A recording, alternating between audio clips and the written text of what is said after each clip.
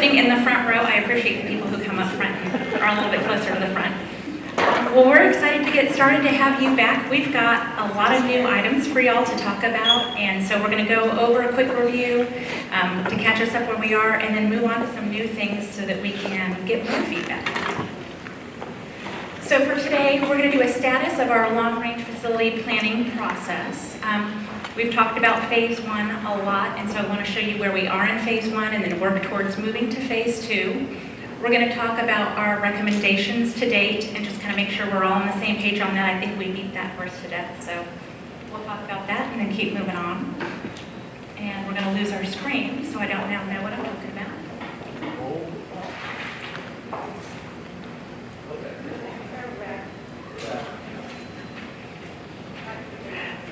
So then we're going to start working on some outstanding items that we need to review.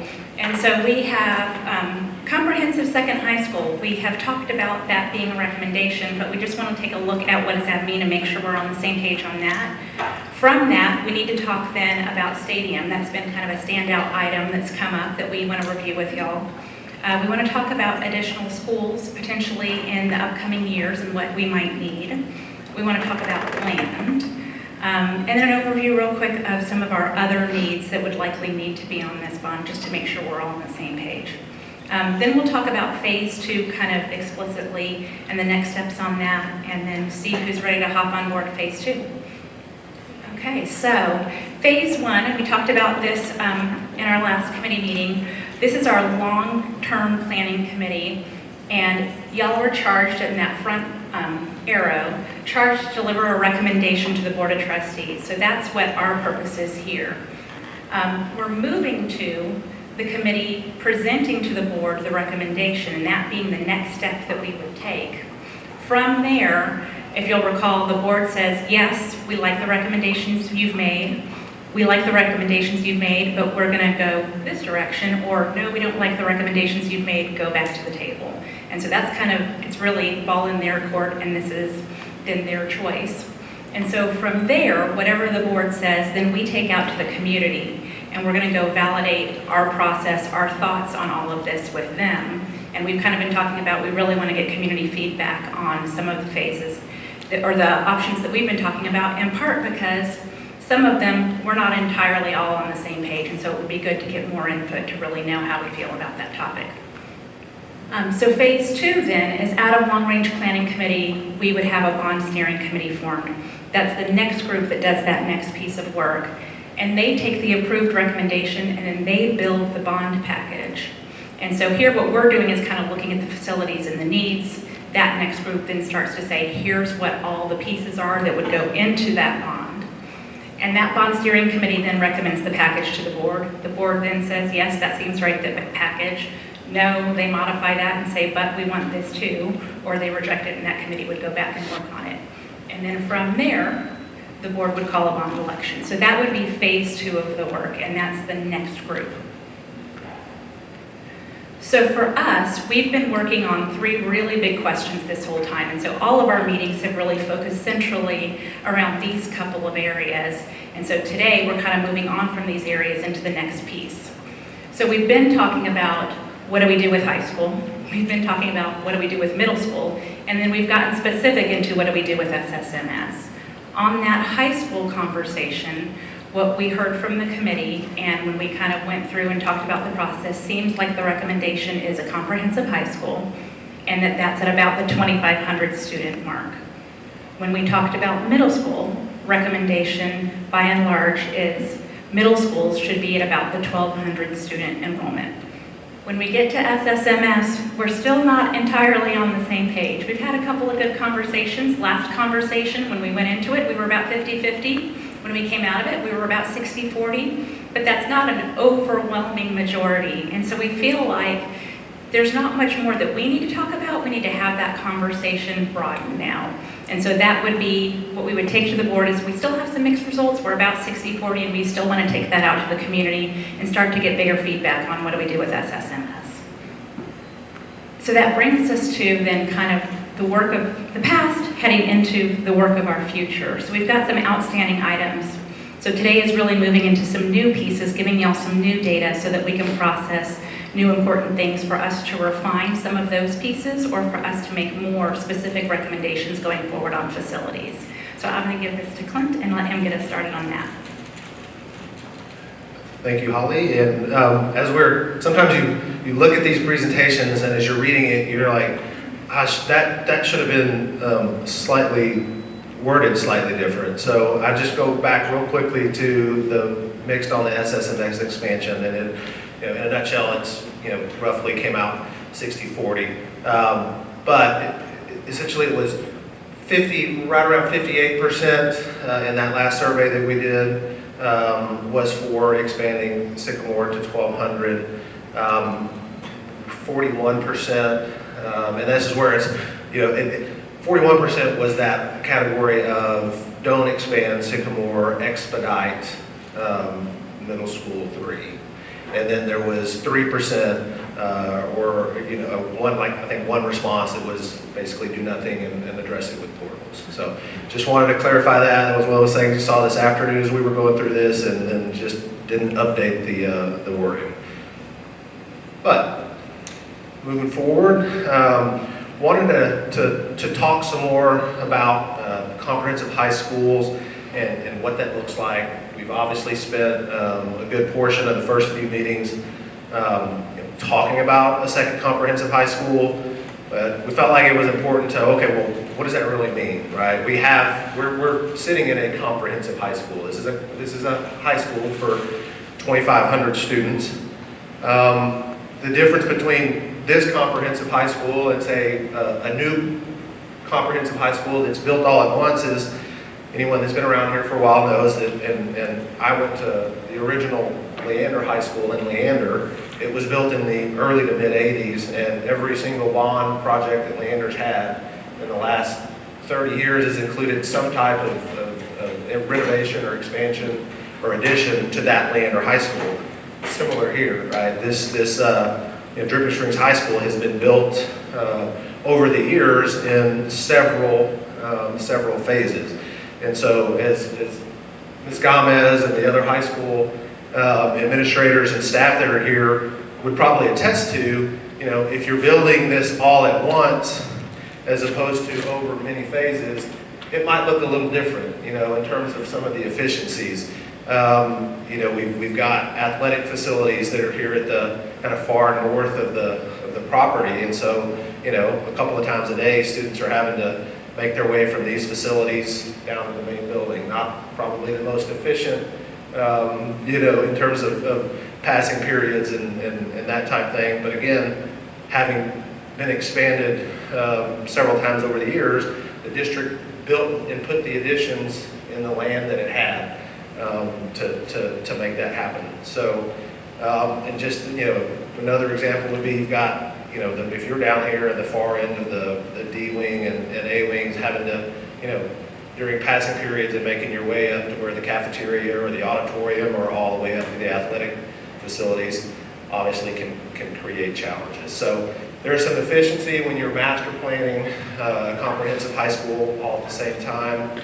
And then in terms of, we're not going to get into a discussion on programming and course offerings, but a second comprehensive high school that the district would build would have, I don't want to say identical, but very, very, very similar offerings to those offerings that at the existing high school. Just as a couple of comparisons, wanted to show some recent high schools and other area districts that have been built over the last 5 to 7 years. This is Glenn High School in Leander, and actually we added a new person to our team just last week. We've got a new construction project manager. His name is James Conkle. So I'm glad to have him on board. But James, the reason I bring that up now is James actually came to us from Leander. He was a project manager in Leander for 15 years and was actually the project manager on Glenn High School. So just from a layout perspective, again, building a comprehensive high school, this is a 2,400 student capacity high school, so very similar to what we're talking about at 2,500. But you've got your your athletic facilities, which are all kind of coordinated in this area. This is a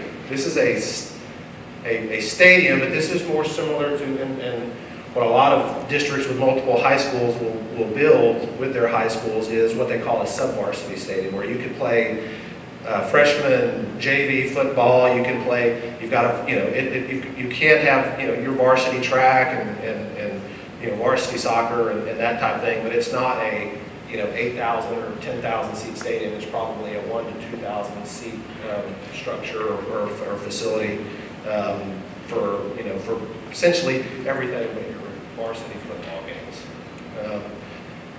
These are typically 400 plus thousand square feet. I don't know, James, I'll put you on the spot, but off the top of your head, what is it? So about 475,000 square feet. But again, kind of all coordinated here. A lot of the common areas and cafeteria are here in kind of the heart of the building.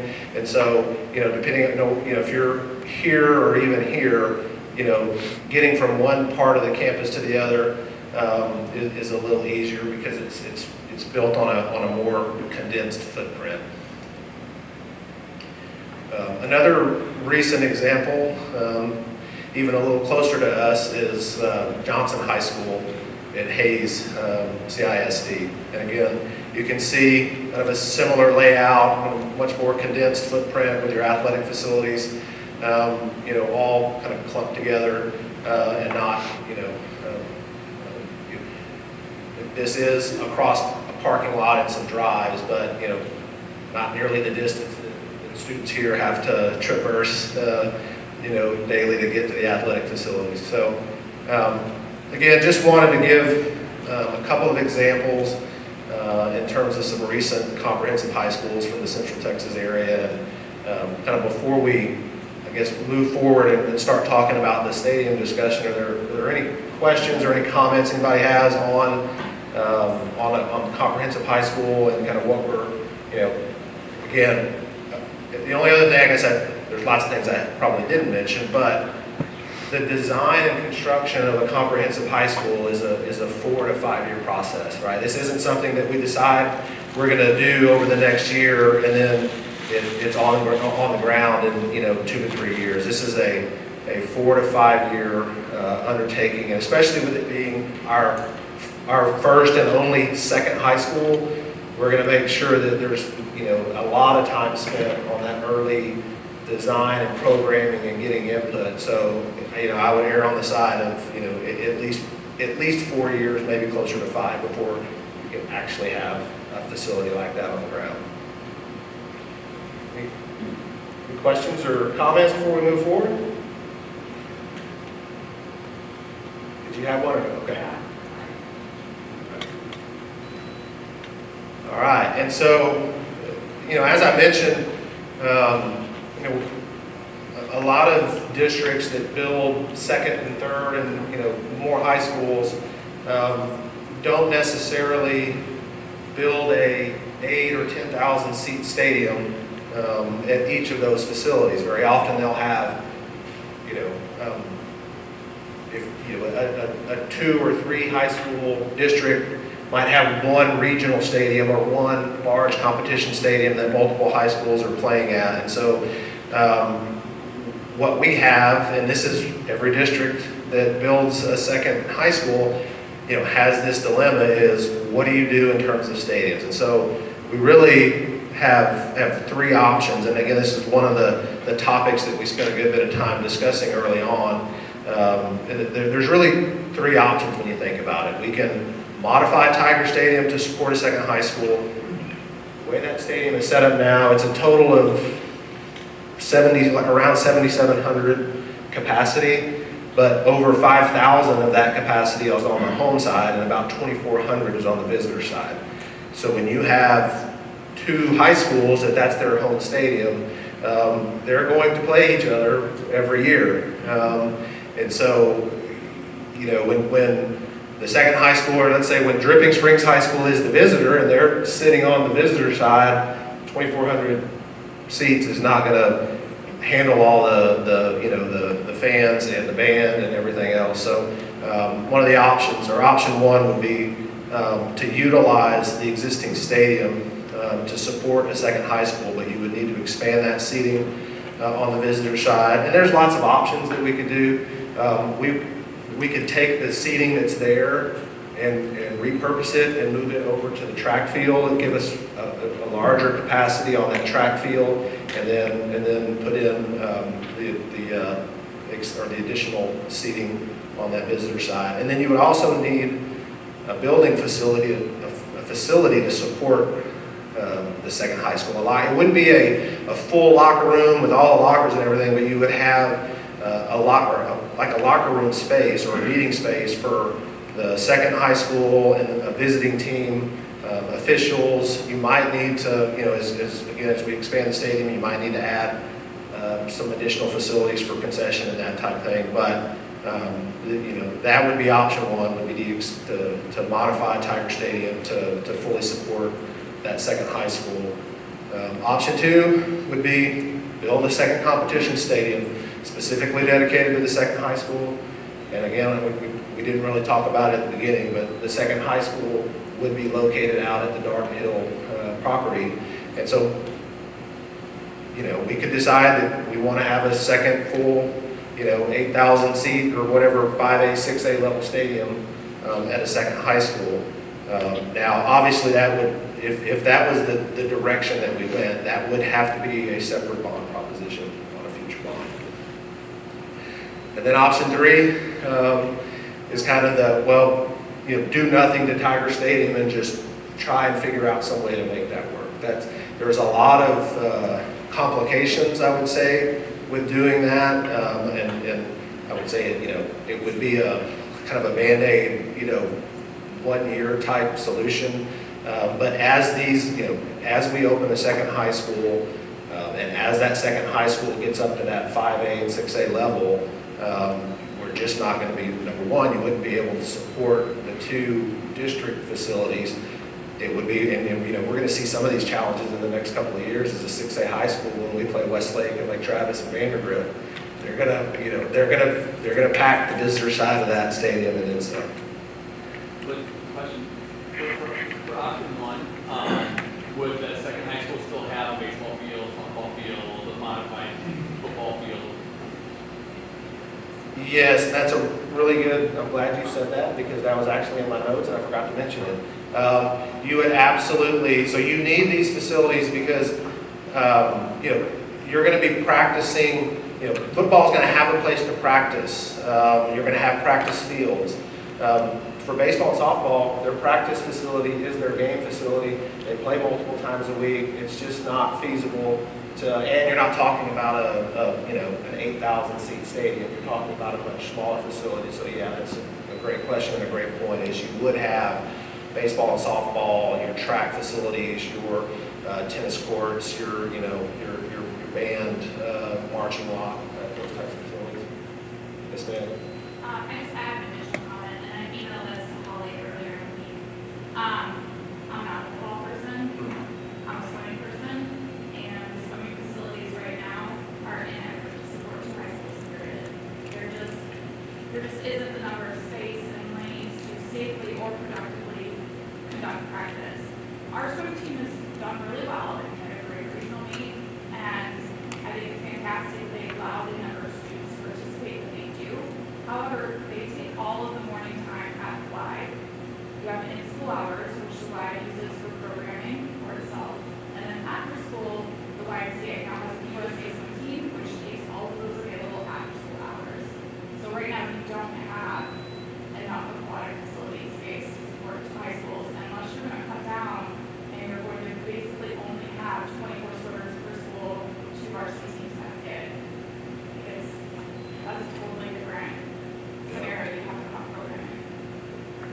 Right, and so yeah, natatoriums, they're an animal all unto themselves. I mean, they're No, I totally understand that, but yeah. just, Sure. It's football, you could support two high schools theoretically in your swim team, come on. right.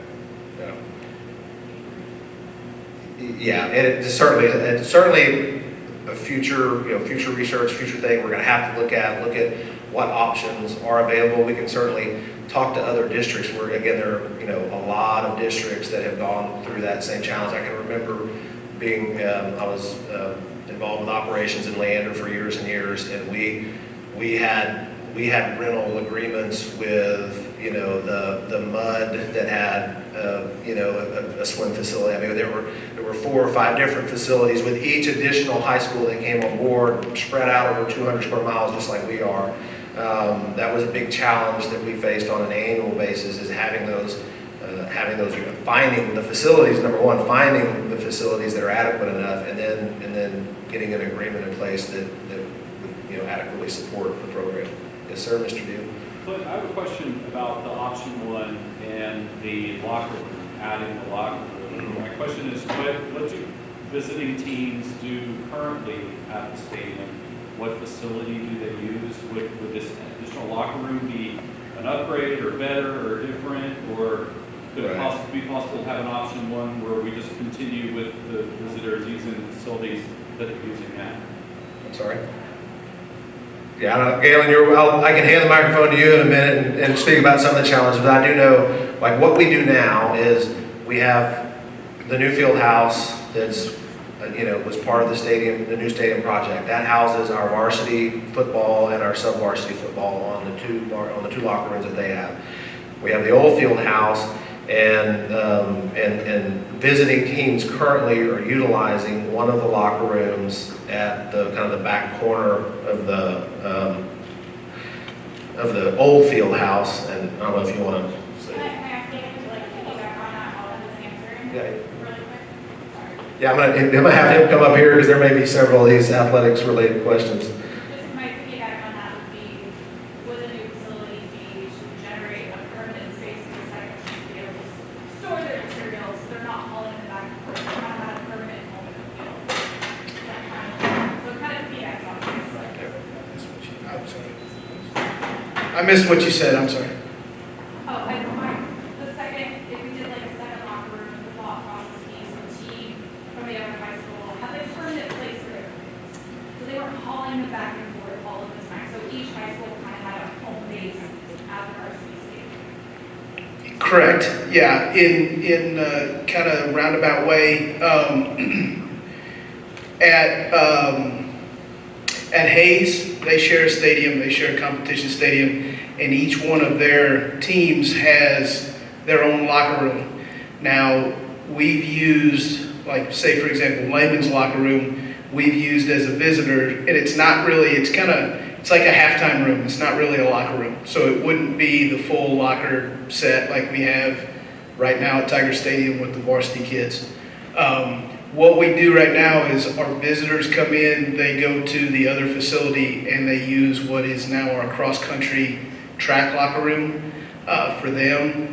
But there's lockers and kid stuff, and it's all locked up right now. And so it's a little bit different.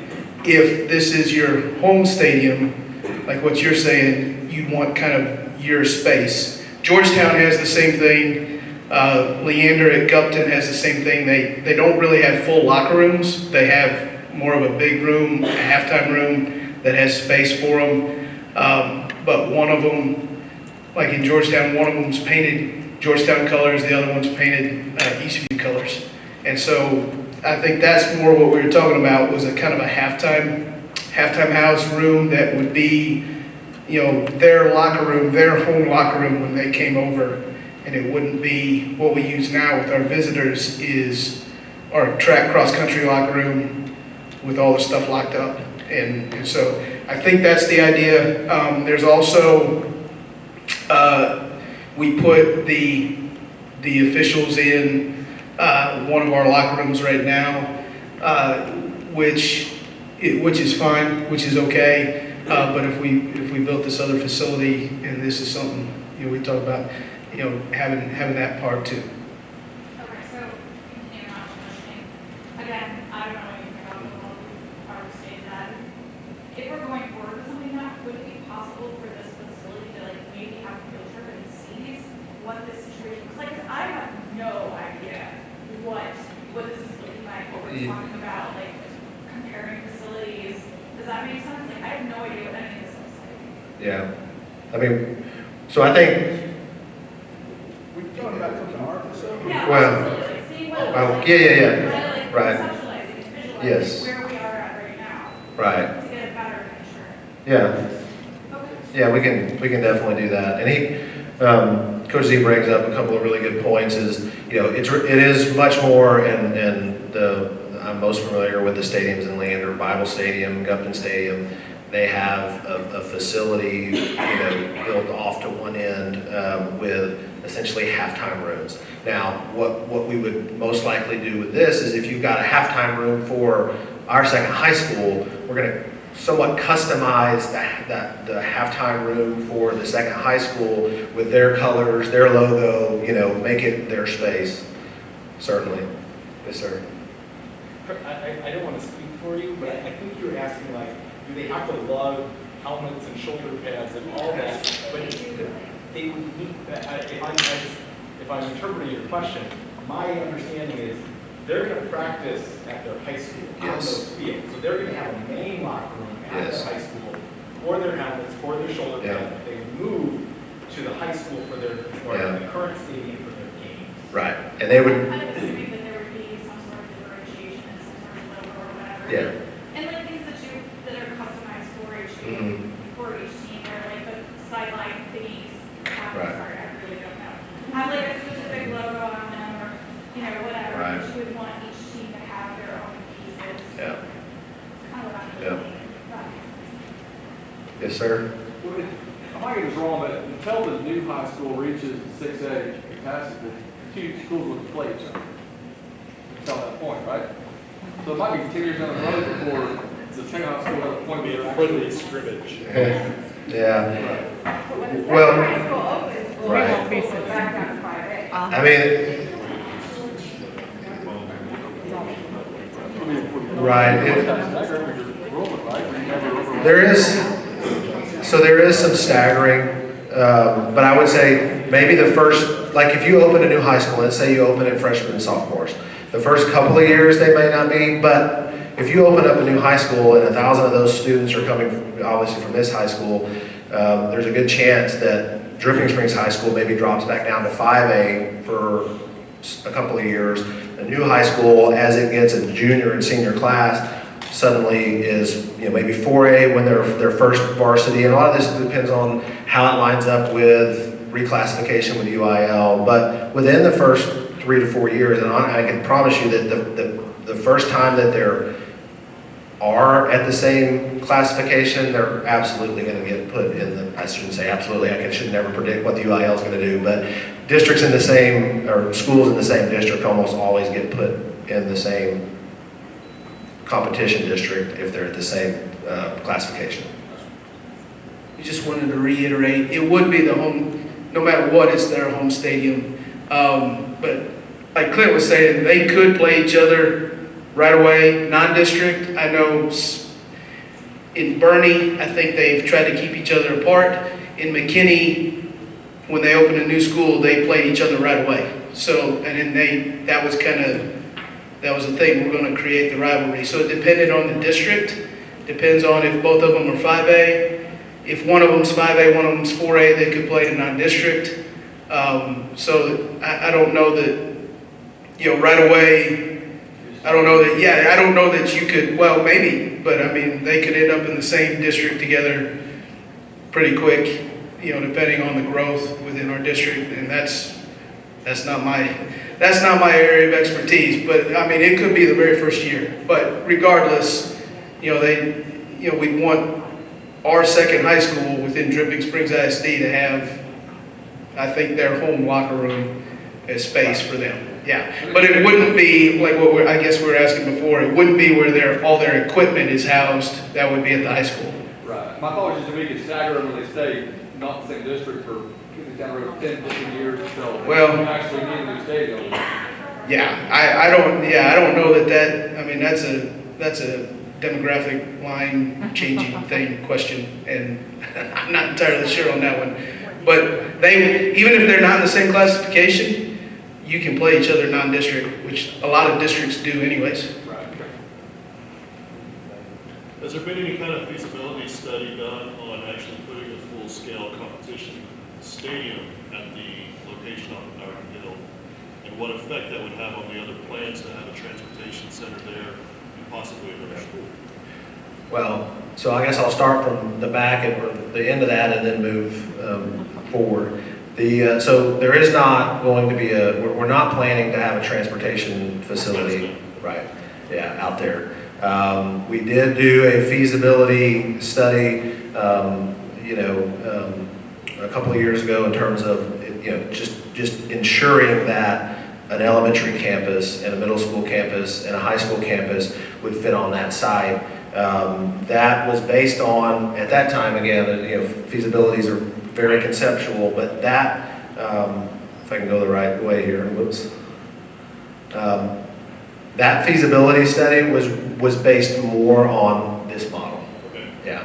If we were going to really look strongly at putting a second comprehensive or a second full stadium, we would start very quickly going back and saying, okay, how do we make all that fit on that site? Yeah. You're looking at 100 acres right there. 100 acre site. This one here, What you're looking at we've right got 140 over there, right?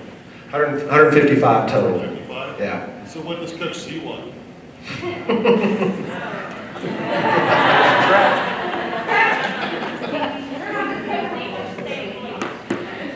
So the question was, what does a new competition stadium cost? And they come in all shapes and sizes. It's comparable to this as compared to like what an Allen built, which is an entire, a full concrete stadium. So probably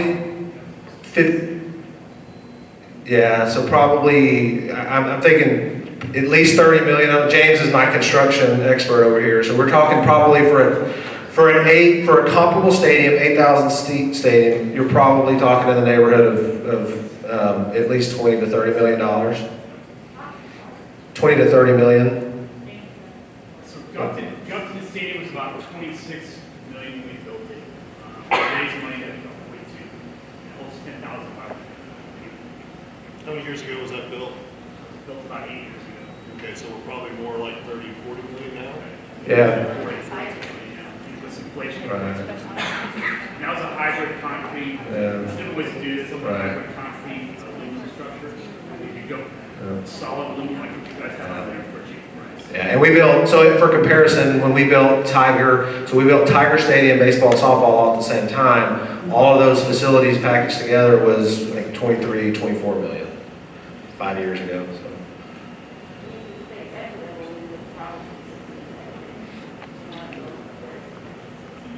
Say that, I'm sorry. No, yeah, it would be, right, yeah. And there's all different ways of doing it, depending on, sometimes people will, Vandergrift High School and Monroe Stadium, they built it as more of a 4A stadium initially and then expanded it within a few years, just recently. Liberty Hill High School is looking at that same thing right now. They built that stadium, and their recent bond included, I think, an expansion to that stadium. Yes, ma'am. So when you look at option one and you think about expanding that visitor side, in that package, is there a plan for increased parking? Increased parking? Yes. I'm just gonna say. So that would certainly be something that as we move forward with this process, moved into a steering committee, if that's the direction that we were going to go, that's one of the things that that we would certainly be, as we fine tune and get more detailed with the planning on these things, we reach out to the architects and the professionals and say, all right, if we were going to do this, where could we put additional parking? There are other ways to tackle parking too. We can shuttle. So if we ended up with this being a Darden Hill home site, we might want to do a shuttle from that campus over where people can park either place, and then we're running buses. And so there are a lot of different ways that we can make sure that that's really functional for us. Were there other hands?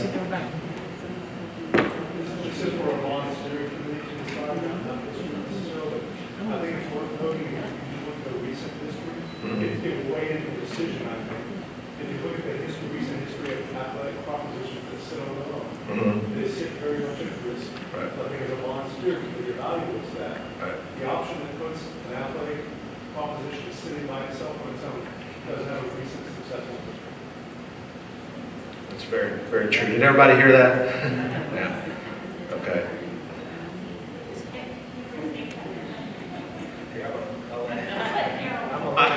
I just wanted to note that since the legislature required athletic propositions, so for say, example, a new district stadium or a new standalone athletic facility that's not, say, a part of an expansion at an existing campus, since the legislature required those projects to sit as their own standalone proposition in any bond referendum across the state, the success rate has been, well, in November, for example, this last November, only one across the entire state, and there were many across the entire state, passed, and it happened to be one single multi-purpose facility in Central Texas.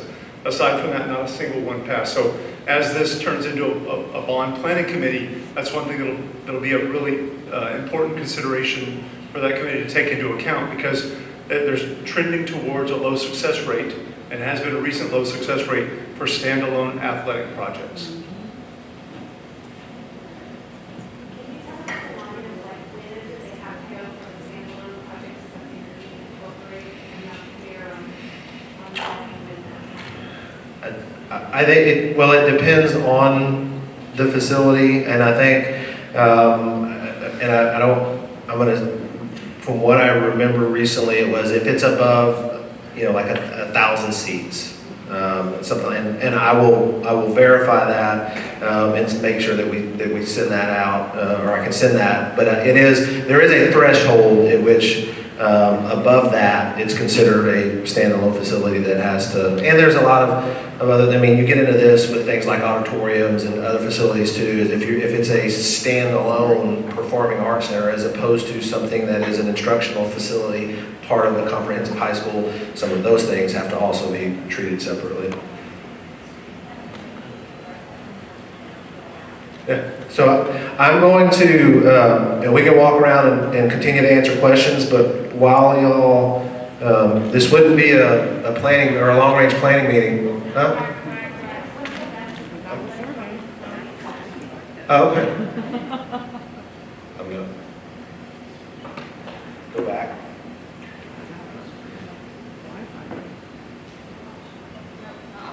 Oh, option, sorry. Okay. Sure. Okay.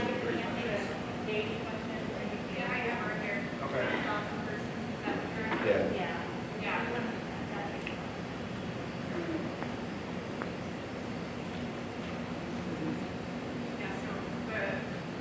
The question about the separate bond proposition, so the Texas legislature in 2019 created a section of law that requires that if the construction, acquisition, or equipment of a stadium with seating capacity for more than 1,000 spectators, that's the only facility that actually enumerates a certain number of spectators.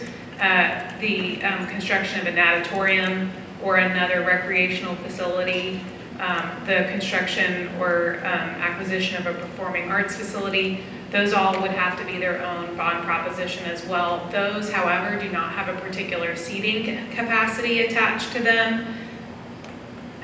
And we did ask a question just for exploratory purposes in terms of a performing arts center, kind of where you draw the line between having simply an auditorium that is used for instructional purposes that occasionally, of course, has a high school theater or choir performance versus having a separate performing arts center with a separate parking lot and all of those things. And there is a distinction there that we could talk more about if you were interested. But yeah, those are the ones that are listed. But the spectator capacity only applies to the stadium.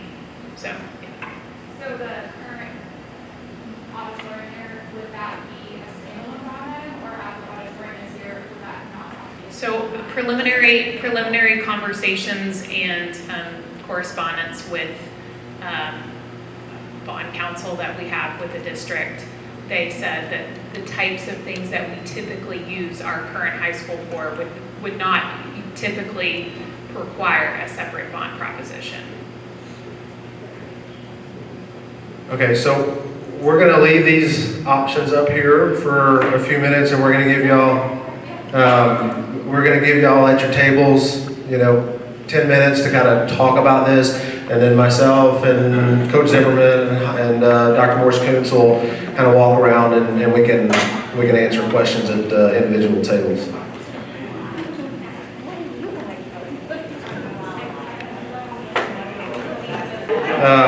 We're going to go ahead and move on to our next agenda item.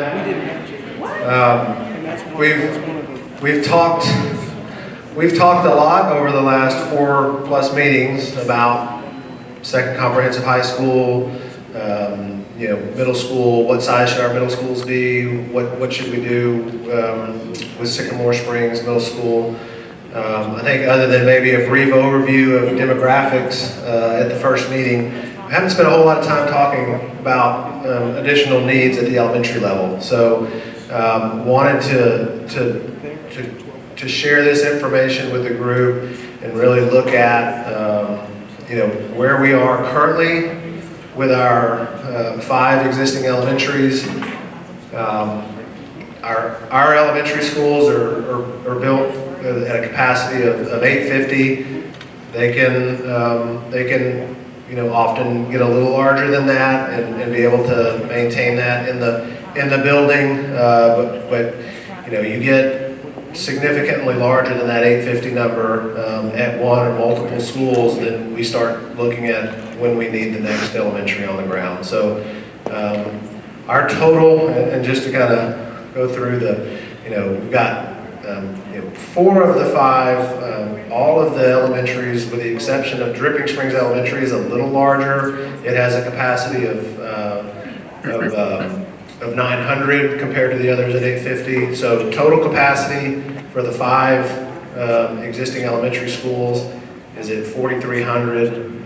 As you can see, as you move out, this is next school year, 23-24, and then 24-25. We quickly, especially at Dripping Springs Elementary and Walnut Springs Elementary, are at that 100 to 120% capacity level. And so if you take the total current capacity, and then these are the projections for each year for total elementary students. As you can see, by the time we get to the 24-25 school year, we're in aggregate across the district more than 200 seats shy in terms of overall capacity. So we're looking very strongly that elementary 6 is needed on the ground by the 2024-2025 school year. I would say that the site that the district owns in the Headwaters development would be the very most likely site for that elementary school number 6.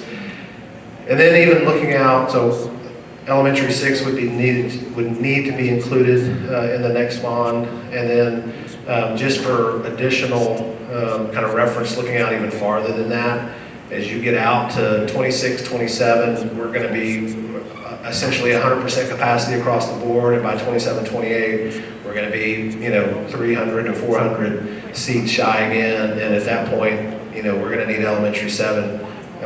Most likely by that 27-28 school year, which that kind of leads into conversations that we'll have with the steering committee of, we obviously are going to need an elementary number 6 in the next bond, but do we also need to consider things like design? Go ahead and include the design of elementary 7, so that on even the subsequent bond after the next bond, we have design so that we can start construction and get buildings built in time for when we really need them in these years farther out.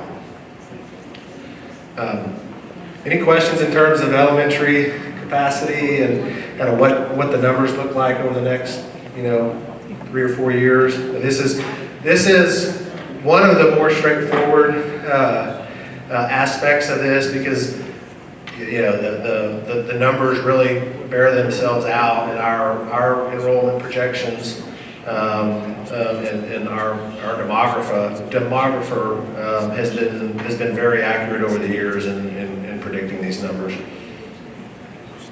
questions? All right. Well, with that as a kind of a lead-in, one of the things we also wanted to talk with the group about more is land acquisition and land. What land do we currently own, and you know what do we need to be looking at on the horizon? And so this map, and I think we had some of these. If people would like to be able to see it at their table in their hands. So it's a map of the district, and then what we've done is we've put the existing schools, and thanks to Jennifer and Blake for helping create this map and making it where it's very user-friendly and very readable. But we've got the schoolhouses here that show where our existing facilities are throughout the district. And then each of these little paws that you see are where we own land that future facilities could go. So I'll start with the Headwaters facility that I just mentioned, or Headwaters facility, Headwaters property. We own a total of 64.5 acres, kind of on the western edge of the Headwaters development, and that property would ultimately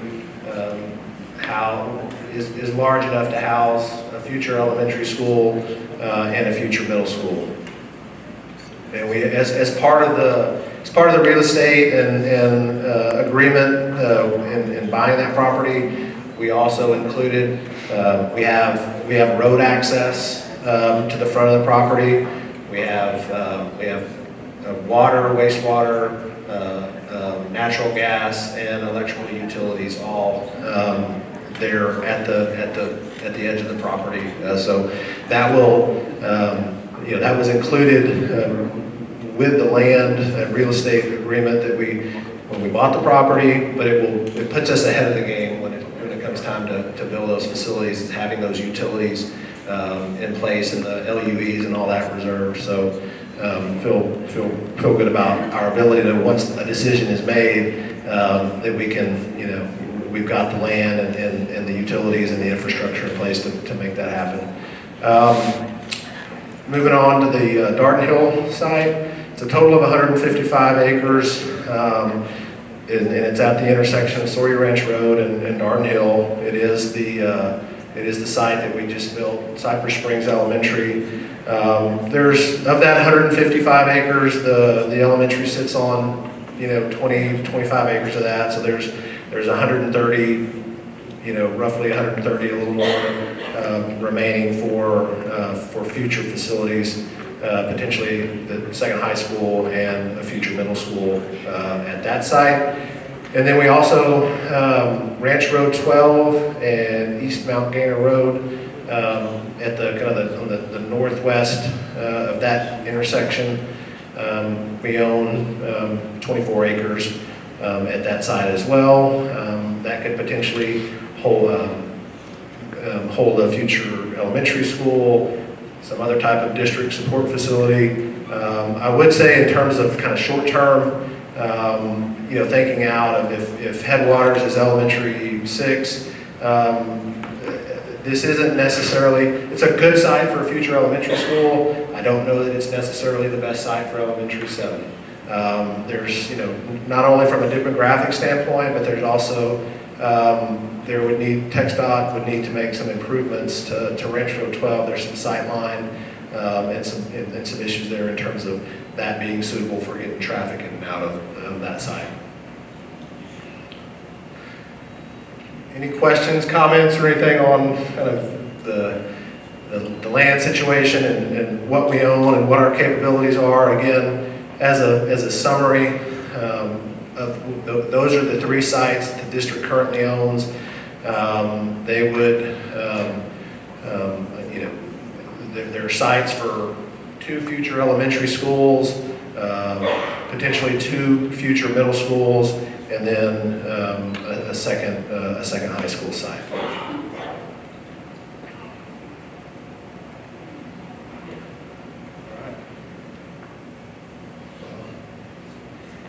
And just kind of show, this is a heat map growth, kind of a 5 to 10 year look at projected new housing occupancies.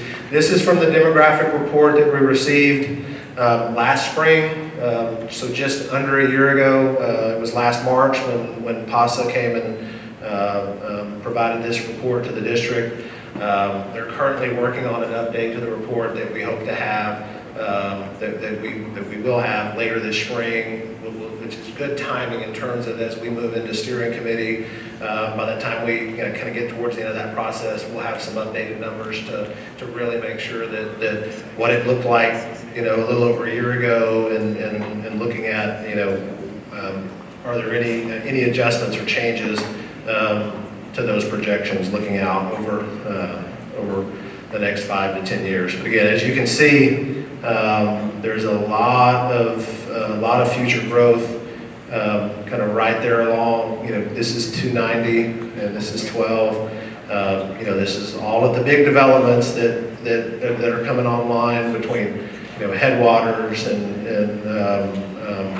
Double L, what used to be referred to as Anarene, and Wild Ridge, and then there's additional sections of Calterra. This is the Arrowhead and some other developments out in that area. So you can see over over the next 5 years, and then again expanding out and looking over the next 10 years of anything that you see in red is basically greater than 200 new housing occupancies over that 5 year, and then looking out over the 10-year period.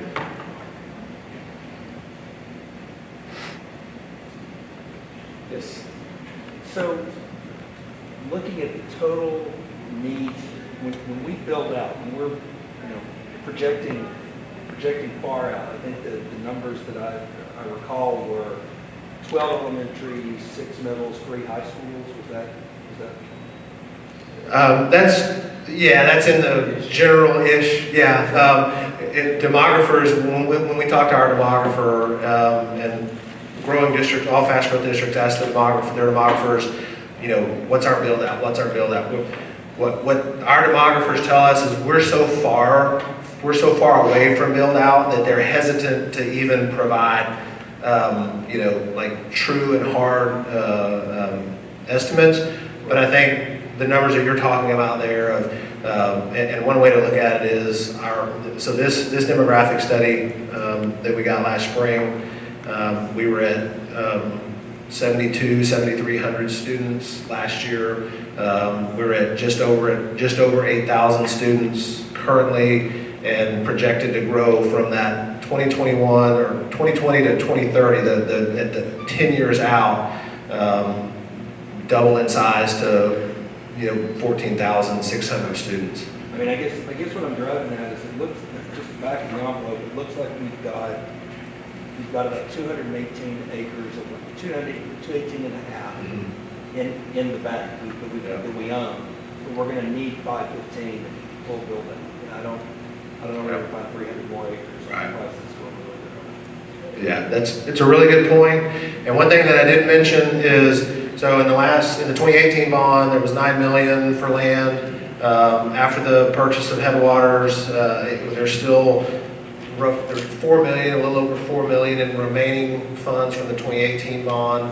And that's where this facility's work ties into the bond advisory committee's work, as we work with them and they're making recommendations. Is one of the things that we would look at is do we use that $4 million in remaining land funds from the 2018 bond to look at future sites. But even taking that into account, obviously whether it's this next bond or in future bonds, even with that $4 million in remaining bond funds, we're going to need additional sites on top of that. And we're not just talking future elementary sites, future middle school sites, but sometime in the next 5+ years, we're going to need an additional transportation satellite facility somewhere. So, we would definitely be looking for additional, even in the near term, additional elementary sites, and then a site to house a transportation satellite facility. Any other land-related questions? think, and this one's pretty straightforward. Again, I think it's obvious that there are future land needs, but really the question that the kind of the, again, pulse survey we want to get from the group is, do we need to consider purchasing additional property for future construction at this time? Obviously, we need, additional, but is that something that this committee, as we move into the bond steering committee, that we need to be including as a need in the next bond?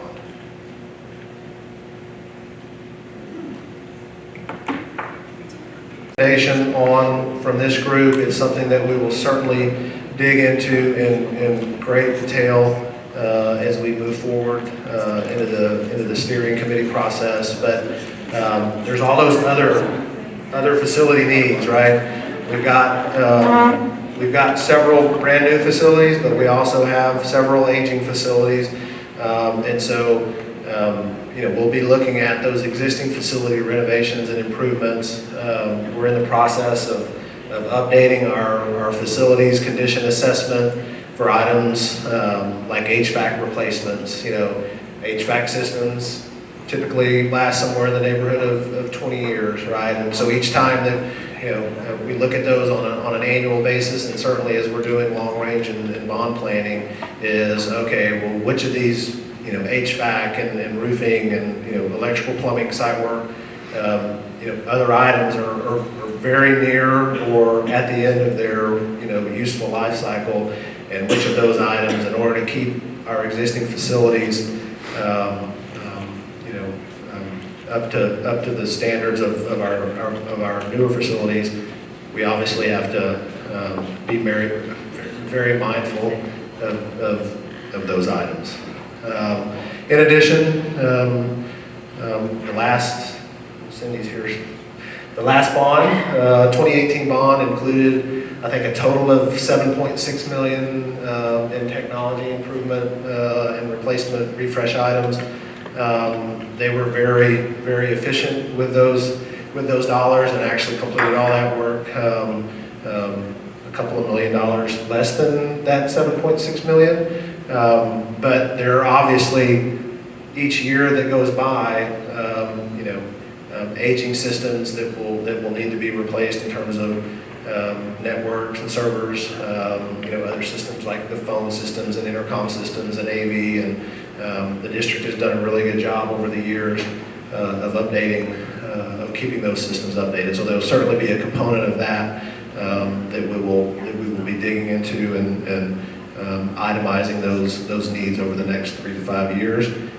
And then things like furniture replacement, the 2018 bond, in addition to the renovation project at Dripping Springs Elementary, we also included $700,000 in furniture replacement. There were, the furniture at Dripping Springs Elementary was 30 and 40 years old, and stuff that people had brought and begged and borrowed from different places. And so, part of maintaining equity and making sure that we're providing excellent educational environments for our students and staff is making sure that we do provide updated things like new furniture as those things get old. Sorry, can I? Yes. I mean, obviously, not the plumbing, but some of these items, as we are updating them and refreshing them, is there potential to resell some of these items we're replacing? Obviously, you're not going to get $1,000 from them, Right. but at least replenish sort of some of the costs. Is that trick? Yeah, that's certainly, and we're actually working on something like that now.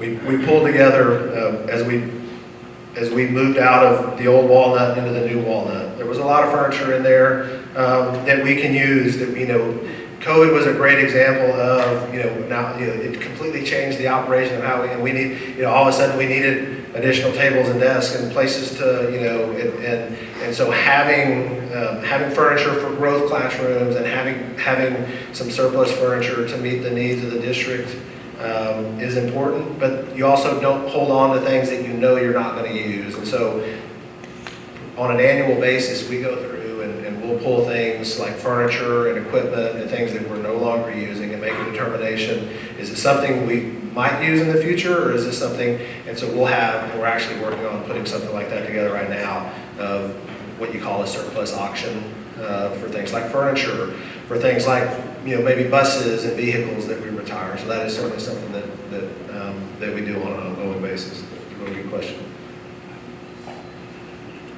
Any other questions about these items? And then I think that moves us into the next steps. Okay, so next steps for our district are really to start thinking about phase 2, and we wanted to discuss that with this committee, because part of that, you may be interested in doing some of that work with us as a group that's already been informed this far along the process. And so when we move into phase 2, we're talking next about bond steering committee. And so what that means, again, if we go back and look at the phase 2 kind of graphic that we had earlier, we come out of long-range planning. Then we have bond steering that takes over from the work that we have. So we make our recommendations to the board. They say, yes, we think this should go forward, or no, we don't think it should go forward. And if they say, yes, it goes forward, then it goes into a bond steering committee. So when bond steering is formed, then they're taking all of the recommendations that we've done, all of the facility condition assessments and those other items, and putting that all together to figure out what's that final package. What's the total that we can afford to go forward, and what should be included in that and not included in that. And so they'll take and make that recommendation to the board, and then the board says yes, no, or sort of. And then if the board says yes, or some modification of that, then that's what's going forward to bond. So that's that next phase 2 step of the process for us. And so we want to talk about the opportunity for bond steering committee, because that'll be coming forward in our future. And we want you to think about if you have any interest in serving on that as we start to think about our next steps. So bond steering committee is typically about 20 members, and I'm sorry to say to all of the wonderful staff in this room, we will become resources, but we won't be the people putting that package together. And so we're going to ask our community to help us with doing that work, and then those of us who work in the school district will be the resources to say, here's why X is important for my campus, but we won't be the people who are saying this goes in or this goes out. And so we'll ask our community members to help us with putting that package forward. And really, when we're starting to think about that, we want to look at the ways in which we can be as diverse as possible in our committee. So we don't suddenly want a committee that's full of architects or that's full of high school parents but doesn't have any elementary parents. So we want to be diverse as possible to make sure that when we're taking a package forward, that that package really represents our community as a whole. So thinking about these types of areas, and then looking for representation in these areas or other areas, but kind of with that mindset of what we want to be as diverse as possible for those who then serve on the committee. And so we wanted to bring this information to y'all because it's kind of that next step. We'll have our next meeting where we're starting to really wrap things up. In February, we hope to take our long-range planning recommendations forward, and then this is the phase that follows that. So their work will likely begin in that March timeframe, right after spring break. So just wanted to kind of talk about what happens next and inform y'all so that y'all can be thinking about if you're interested in serving on that. So our last slide is kind of that question. If you had any interest, if that committee does get formed, if after we make our recommendation, if you have an interest in serving, then we'd love to know. And again, staff, you don't need to use your phones right now.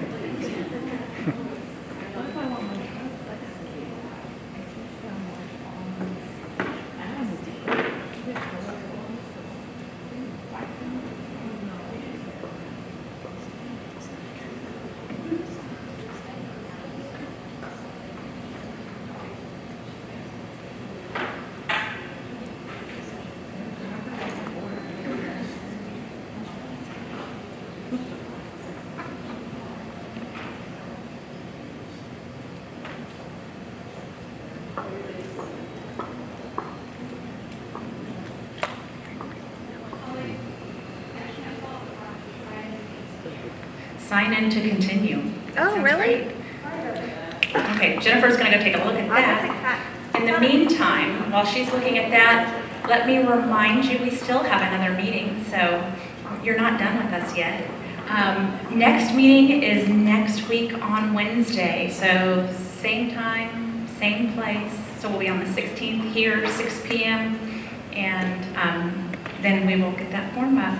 thank y'all for being here again tonight. Don't forget to take off your name tag before you leave. We'll get the interest form up, and we can also send that to y'all. I have a quick question about the, I know you mentioned at the beginning about the Sycamore Springs Middle School, how the committee's kind of split, and that we really need to get that information out to the community. What does that information going out look like? How does it go out in a balanced way to represent both sides of that, of where we are as a committee? So we'll take that to our board, and then we'll take some of the same information that we've presented to y'all and do presentations and have some community forums and some opportunities for people to come see that same information, hear the information, so we can get feedback. Okay, perfect. Thank you. Thanks for asking. Any other questions? And we'll be here if y'all have questions for any of us. James is here, Clint's here, Galen's still here. Y'all have a great evening.